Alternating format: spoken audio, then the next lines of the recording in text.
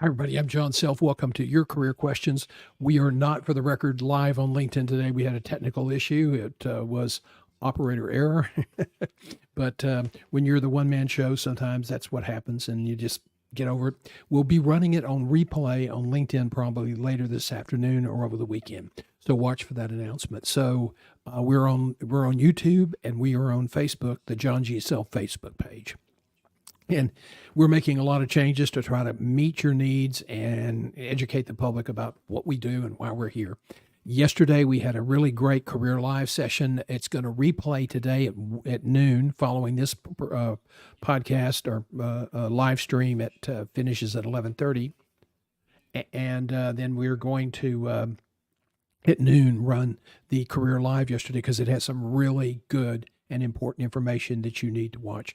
But our purpose today is to answer your questions.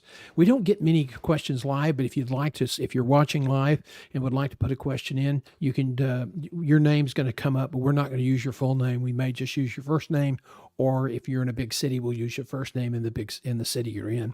But if you're in a small town like Cut and Shoot, Texas, we'll just use your first name. We won't, because there are probably not too many Johns in Cut and Shoot, Texas, to be perfectly honest.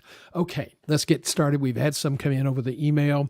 I have a formal offer from a good company, but another organization with an excellent reputation is fast-tracking me through consideration. The company that made the offer is pressing me to accept. I think they worry that I'm shopping their deal for a better opportunity. I do not want to alienate the bird in the hand for a deal that may not materialize. What do you suggest? How can I manage this? Rich in San Angelo, Texas, in the great southwest part of the state. Great university there, and great place to live, San Angelo, Texas. Well, let me tell you something, Rich. You're not alone. There are a lot of people that have this problem. A lot of them at this very hour are trying to figure out how to make this work. It's not uncommon that you have a great, you search for a long time. And so most management and executive searches, and he indicated in a note that this was an executive search, and it is probably making it, within 5 to 10% of what he was making before. And he said that, it's a good offer, good organization, but there's another offer out there that is more than he was making in the past, but they are a big organization and they're trying to fast track him. And he says, what should I do? And here's the thing. First of all, you correctly identified it, bird in the hand. Secondly, you have to understand, how are you going to feel if you turn this down? It's a prestigious company. You turn them down. It's in your industry vertical, and then you don't get the other job. You're essentially starting your search all over. So if you have 5 more days or 10, I don't know how many days you have to accept the offer if they put a deadline, but if you've got 5 days, you can tell the other company, on this day, I'm going to make a decision. And if you have some movement for me that warrants me turning it down, then I will. And if you don't, I won't. And give them a day or two earlier, because if you wait, if you tell one organization, I'm going to decide by 5 p.m. on Friday, and the other organization say you have to let me know by Friday, they won't wait. They won't call you until 5 o'clock or 6 o'clock on Friday. So I would protect the one in the hand. That's been my experience, that for every time the other one works out, there are probably eight times than 10 they don't work out.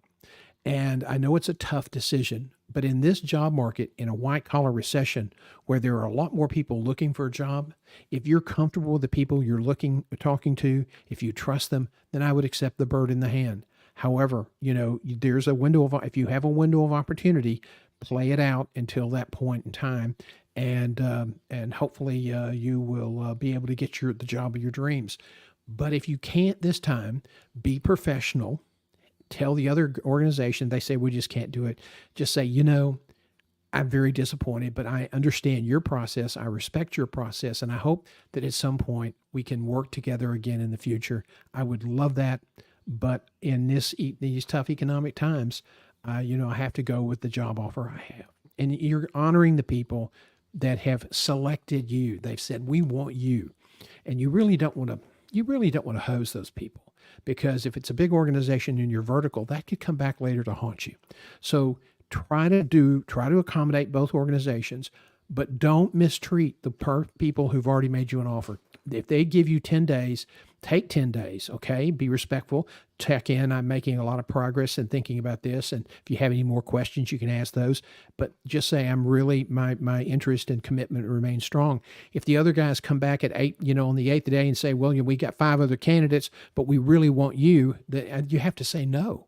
Because in a big competitive banner, the chances of 1 in 5 are just unless they just say you're our sole finalist, that would be different. But I doubt that'll happen. So I would give the other team a chance to come back And if they make a plausible case, then you have to take the risk. But I really think that you've worked so hard to get this other offer, and it's in hand. It's within what you said, 5 or 10% of what you were making before, and it has a lot of growth opportunity. I think you have to just make an investment and be pragmatic. You may stay 3 or 4 years with this organization. You may do great work for them, and then suddenly something opens up in the other company again, and you have your chance. So you not only have you treated them with respect, but now you have a better track record on which to build. So, Rich in San Angelo, kind of a long answer, but that's not an easy question, and people deal with that all the time. So, if you have those similar situations and you want to email them at info@johngself.com, we'll try to give you our take on your situation. Number 2 today: how will automation affect the number of available management jobs? How quickly do you feel we'll see any upheaval? This comes from Jeff in Cincinnati. Jeff, there's 2 schools of thought. Let me tell you what the schools are, and then we'll talk in more detail. First of all, one school of thought is this is going to be great because a lot of people who do these rote jobs, they're going to be able to be more efficient, and it's not going to replace them short term, and it may be years before they replace them. But a lot of people, it's not going to really replace them. It's going to make them do their jobs better. The other point of view is if you work for the computer, if you're feeding data into the computer and taking data out and then making changes and the computer's doing the work, you're probably going to be gone. People talk about how rapidly the technology is evolving. We've reached that sort of tipping point, and a couple of people are even talking about automation of the automation. And when that happens, the exponential growth, with the exponential implementation and the implication will be extraordinarily fast. So here is where I come in on this issue. I think that there's the Mark Cuban's out talking about how it's going to be 5 to 10 million people out of jobs within 10 years. And I think that's possible. Eric Schmidt is not giving specific numbers, but Eric Schmidt said that the people who saying it's really not going to affect the jobs are really naive. And he says that what's happening is it's developing faster than most people realize. And the big companies know it. And that's why you have a lot of positions that aren't being filled, because they're holding those positions open for AI. And that, within the next 6 to 7 years, there are going to be millions of people that lose their jobs. And we're already seeing that. I mean, look in technology. Technology over a 2-year period dumped over 400,000 people. So that's a lot. And we're not even getting started yet. And a lot of those people were entry-level coders, mid-level coders, and certain types of people that, they didn't feel like they needed during the pandemic. And then they started hiring again. Some companies hired a lot, and now they're laying off again. I mean, Tesla was always the darling of employment.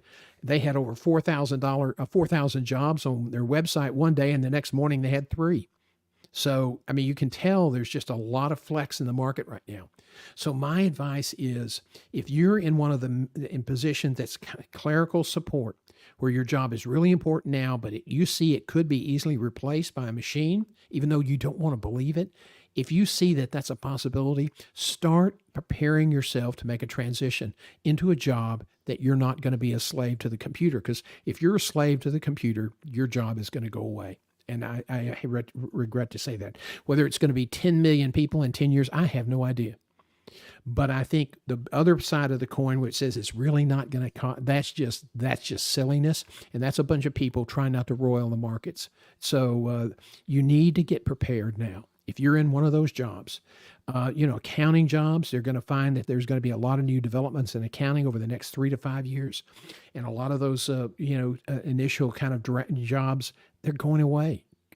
Programming, a lot of the initial programming, it's going away. A lot of the call center stuff and the things where we can do things, some of the call center stuff is really incredible. I dealt the other night with a bot on asking for customer service help. And it was, I'm trying to remember the name of the website. I think it's Substack, which is where my newsletter is. They had the best bot experience I've ever had. It was remarkable. It was conversational. They started off by saying, "John, I'm sorry you have a problem.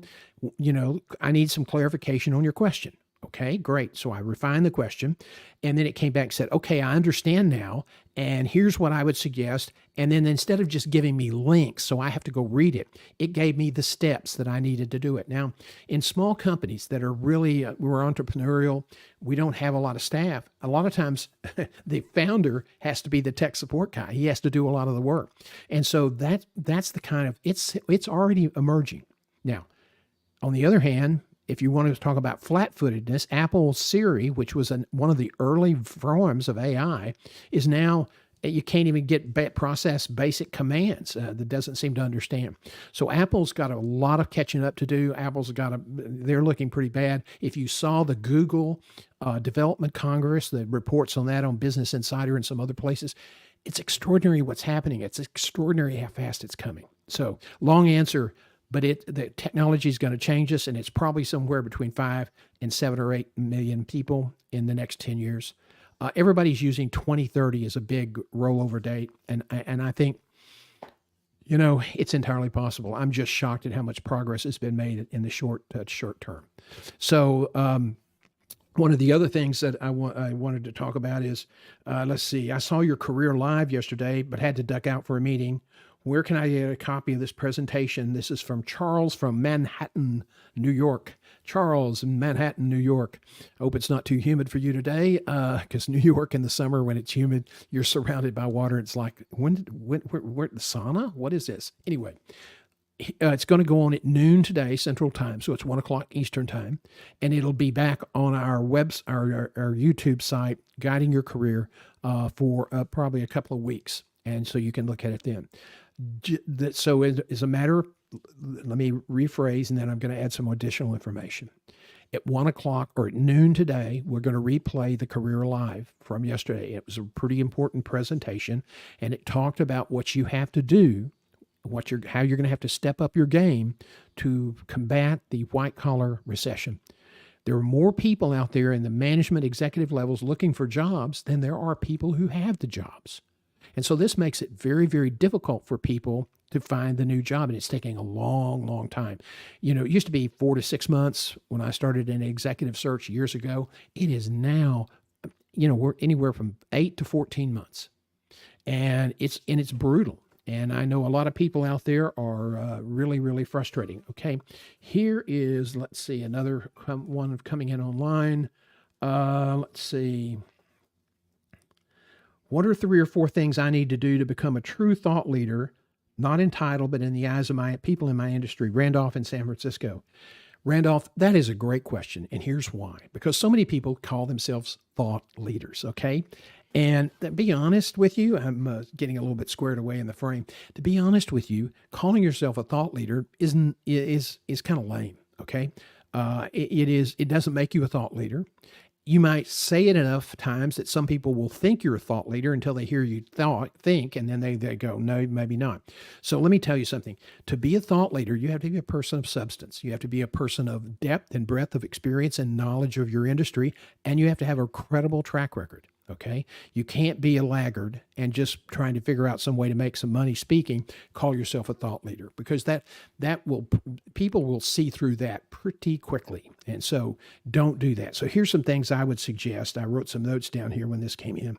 Post thoughtful, organic content and write articles for industry publications. Writing, being visible, talking about ideas, it's really, really important. Now, you may push out something that you think is really logical and probable, but you may get pushback because a lot of industries, you've got a lot of people out there who have the imagined title of vice president of this is the way it's always been, and they don't like people telling them that their industry is going to change. So you may get some pushback, okay? But my advice is write, publish, write a book. If you have a passion and you have enough information and have a compelling topic for a book, write a book. You may only sell 200,000, but that will go a long way to establishing your cred as a thought leader. Try to speak at conferences whenever you can. Even if it's not in your vertical, if it's a related vertical where you have some traction and have some credibility, go in and do a presentation and talk about change but be inspirational. When I started out speaking, I started early in my career. I was a reporter, and so my approach to speaking was give everybody facts. Well, if you give everybody facts and the facts aren't very encouraging, people get really frustrated, and they tend to go back and say, John, we really, really, need you to kind of show us the way. We need more than just the information. We don't need too much negativity. We need for you to give us hope and show us a way forward. And so if you're going to speak, you also need to include that as part of your kind of overall presentation. Don't give them just the bad news. Show them how they can combat white collar recession, for example. Which is what we did yesterday. Don't just give them the bad news about the economy or the debt or the layoffs that are coming. People don't want to hear all bad news. You need to tell them what's happening, but you need to be able to show them a way forward and how they can be prepared. And even somebody who has been a clerical person all their life, there's something else out there you can do. And if you're the first one to recognize it's going to change, and you're the first one that moves out there, maybe you start a lawn service. Maybe you get a job, as a manager in a restaurant. Because people got to eat. Maybe you get a job, in customer service at a car dealership or something like that. So I would tell you that there are a lot of different jobs. Now, some of those you're going to be more affected than others, but you need to start thinking now about looking ahead. So, you want to give people a reason to be uplifted about your message. But those are the things you need to do. And somebody said, well, how do I get recognized as a speaker? Well, if you come up with 2 or 3 topics and you have PowerPoint or whatever, and it's interesting and it's engaging, you got some visuals and you've got some maybe video embedded in it's got to be entertaining. Okay. It can't be just factual. It can't be just dull. It's got to engage people.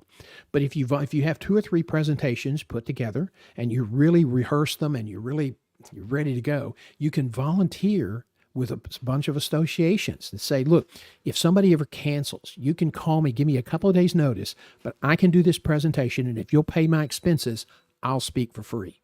Okay. I know a person who built a really great, impressive consulting business and a keynote business where he gets good fees by doing just that. So that's another way to establish your cred as a thought leader.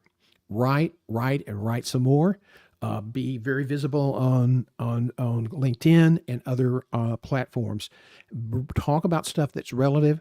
Talk about stuff that, you would say, I'm not sure how this is going to work out, but this is what's happening and it's going to be interesting. Even if you just say, boy, we all need to come up with some solutions for this. And right now I don't have any fresh ideas.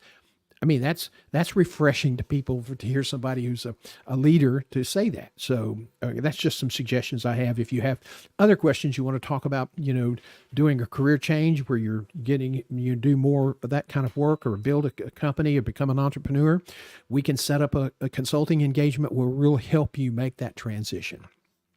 Okay. Let's see. A mentor told me that I need to beef up my answers with details to demonstrate my industry knowledge. Other people say I'm covering my points, my good points, with details that people don't care about. What's your opinion? Well, I tend to be in this school. Less sometimes is more. Now, you don't want to just give a superficial answer. That's bad. What you have to do is know what the most important point in your question is, and then think of it as an inverted pyramid. And that's an old term that they used in journalism back when there used to be newspapers. And you would put the most important stuff at the top, like who, what, when, why, and where. You ever heard of that? That was the old newspaper adage about reporters. If you put that all in the first paragraph, the story could get cut after the second paragraph. And guess what? You'd still know that there was a traffic crash at 4 p.m. on Thursday and 3 people were killed, tragically. Okay. Or that, something good happened that, on Friday, the team won the state championship. If nothing else happens, at least you have that information. Well, you want to craft your answers to questions the same way. What's the most important part of the question? What can you do for us? Don't start wandering off into other areas to talk about things you did. Talk about your value. That's what they want to hear. Okay. You can put some detail in to add credibility, but don't put too much in because people will lose their way in your answer. And in an interview, you've got to build confidence, and you have to build engagement, and you have to build trust.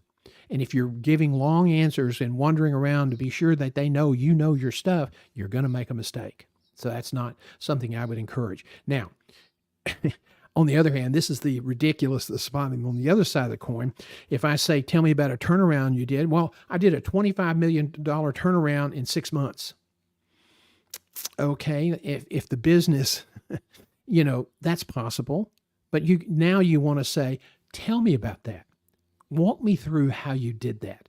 So a lot of times you can give your good home run answer and then they'll say, ask for details. I always, when people said things that were just a little bit too over the top, my curiosity would say, ding, ding, ding, tell me how you did that. Because a lot of people will make false claims and then boom, they get back and then they are, the question then is, did you really do that? Do you really have credibility? And a lot of people don't tell the truth in interviews, and so you'll have those. You need to be able to establish your credibility, but don't give too much information that overwhelms the question they ask. Okay. If people with a written career plan tend to accomplish their goals and make more money than those who do not, why do more people then just dismiss planning as unnecessary? A waste of time. Help me understand. This is Beverly from Providence, Rhode Island. Well, Beverly, that is a question that a lot of us in career coaching ask all the time. The Harvard Business Review did some research and found that the people who had written plans tended to accomplish their goals more than those who didn't. Okay. It also found, and related surveys found, that people who had written plans and accomplished their goals made more money than those who did not. And so in this marketplace where there is a lot of competition, where there are a lot of people competing aggressively for the jobs, you really have to be able to you have a plan, have a strategy, and be focused. When you're getting ready to go into the job market, we always encourage our clients to create a value brand statement. That basically is, John, why should we hire you? And then now you've got 60 to 90, maybe 100 seconds of information that really sells your value. That's what a value brand statement's all about. And you may have some examples in there very briefly, not a lot of detail, because that's not what I asked for. We've got an hour to spend together in an interview. You don't have to give me all the detail in the world in the first answer, because then I'm going to forget why we should hire you. But in this case, why should we have a plan? Well, the plan provides you the same focus that a value brand statement does in a job interview. It provides you the focus on what do you want to accomplish, and what steps does it take to get there? What education are you going to have? What experience do you need? What are the box you need to tick off? And if you're not sure about that, there are people in your industry that will sit down with you and be happy to help you. Now, you want to be careful you don't talk to someone who's not going to be thrilled to help you. You want to find somebody that you trust, and they'll sit down with you and they'll help you. And they're going to say, well, before you can do this, you have to be able to do this, this, and this. And so that's 2 or 3 jobs experience, and that's probably 6 or 7 years. And then when you get through that point, you'll be ready to make the next step up. And I think that's really, that's sort of the benefit of having a plan. And when you have a plan that's focused on a goal, you kind of know where you're going. Yogi Berra famously said, if you don't know where you're going, you might end up someplace else. And I would add, and you may not like it, and probably might not like it. So you want to have a plan. You want to know where you're going. You want to know the steps it's going to take. And now you have value points that you can hold yourself accountable for. People don't put their career down in a plan, because once they do, they own it. They own it. And, some people will just say, well, if I just don't tell anybody, if it's just up here, then I can define maybe a failure as a step up in success. Well, that's true. But now you're kidding yourself. Okay. You're not kidding anybody else out in the world. You're just lying to yourself. Don't do that. That's a fast way to really have fall into some marginal, kind of perspective. And so I really encourage you to have a career plan. If you need help doing it, this is not a big, expensive process. We can help you do that, across the board. And it may take 3 or 4 sessions, but we can help you put it. Now, if you're looking at a major career change and all of those other things, I think that that may take more time, but you still have to have a plan if you're making a career change. So I would encourage you to really go through that. Let me take the last couple of minutes here. These were kind of interesting questions today, and we've had a busy week here, and been talking to clients on the phone this morning, and was on with my friend Ron Thomas in Dubai earlier today. And he was involved in a presentation interviewing an executive with Meta in North Africa. A very interesting interview. It's available on the CEO Series YouTube channel. But we are working on making some changes. We have had a lot of free content out there, and we're beginning to ratchet that back in because we're working on building our membership program and adding value and community benefits there. So if this kind of information is helpful to you, the plan going forward is that right now, your career community questions remain a publicly available live stream on Fridays. The time may change as we look at the market research. The Lunch and Learn, very popular Lunch and Learn series, which we get a lot of positive feedback on, that is going to move to a members only this summer. And we'll let you know what the date is. Once it goes to Lunch and Learn, goes to members only, it will not be available on the YouTube page. It'll be available with password protected, so so as a member, you get some additional value. You can go back and look at some of these presentations. And then after that, the next thing that will go to members only will be office hours, the Wednesday afternoons kind of flagship of our live streaming. And we're going to be creating some more program and content for you to help you with your career. These are tough times, and we want to give you the support you need, and we want to build a community where people support each other to grow their career. And so those are the things we're looking at. Hope that you'll support us. If you want to become a member, you visit johngself.com, and they promised that they would update the web page. Right now, there's a ribbon on the right side of the page that talked about the boot camp, which we did April 27th. It was like 3.5 or 4 hours worth of career management information. That's still online.